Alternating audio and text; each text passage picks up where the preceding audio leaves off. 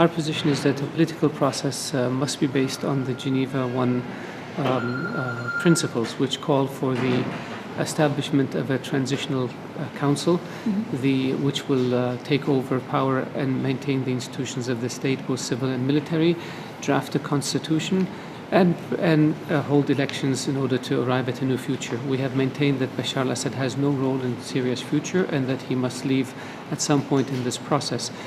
So we have always called for this, and our position has not changed.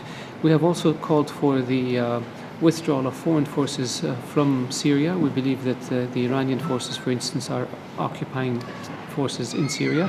This is not acceptable.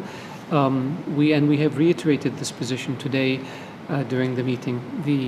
There was an agreement at the meeting with regards to a commitment to a Syria that is whose territorial integrity is maintained, a future Syria that will be democratic and in which the rights of all of its minorities and citizens are protected. There was agreement on the need to provide for more humanitarian access so that we can provide humanitarian supplies to the Syrian people. There was an agreement that the transition has to be based on on the Geneva principles and on UN Security Council Resolution 2118, which calls for the establishment of a governing council which will then take over the powers of the state and prepare a new constitution and new elections. The points of disagreement had to do with the timing and manner in which Bashar al-Assad leaves, and with regards to at what point do foreign forces leave Syria. There was a major disagreement on this issue. We were not able to bridge it. A small number of countries insisted on this, like Iran and Russia and maybe one or two others. The vast majority of countries were for a clear definition of the departure of Bashar al-Assad and the departure of foreign forces. We made it very clear to the group that we are committed to supporting the moderate Syrian opposition in every way we can, and we will continue to do so. We also made it very clear that our preference is for a political solution that can be arrived at perhaps faster, but that we are committed to providing our Syrian brethren with all the support they need in order to achieve a military victory. This was made very clear to the group today. The agreement was made that given the closure of the gaps, or some of the gaps that existed, that perhaps it might be useful to have another meeting within a period of 2 weeks or less to see if we cannot find a way to find resolution on the timing of Assad's departure and on the timing of the departure of foreign forces from Syria.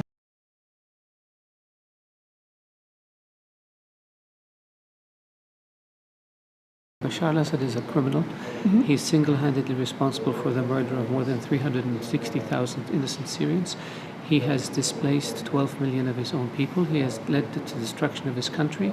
He has invited foreign militias in from Iran and Iraq and Lebanon and other places to come and fight a sectarian war. He has refused the demands of his people or the international community. He has no role to play in Syria. So whether he leaves politically or whether he's pushed out militarily is the same. He will be gone. And once he's gone, the people of Syria can build a new Syria based on the principle of a unified Syria in which everybody enjoys equal rights, and in which the institutions of the state, both civil and military, are maintained so that you don't have a vacuum like you had, unfortunately, in a number of other countries.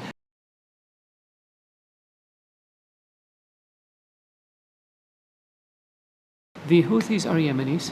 They have every right to be part of the Yemeni political process. We have said that from the very beginning. The only thing they cannot have is they cannot have a privileged position, because that will distinguish them from other Yemenis, and it would not be fair to the other Yemenis.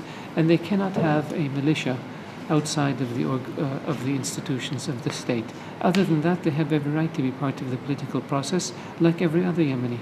There are indications that the war in Yemen is entering a final phase.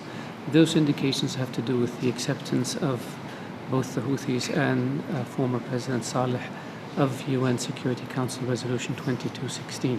The legitimate government forces are now in control of the vast majority of Yemeni territory. There still remain some areas that need to be liberated, including the capital Sana'a, but the trend is moving in the right direction. So we hope that this represents the final phase of the talks of the conflict. We're seeing now increasing humanitarian assistance going into Yemen.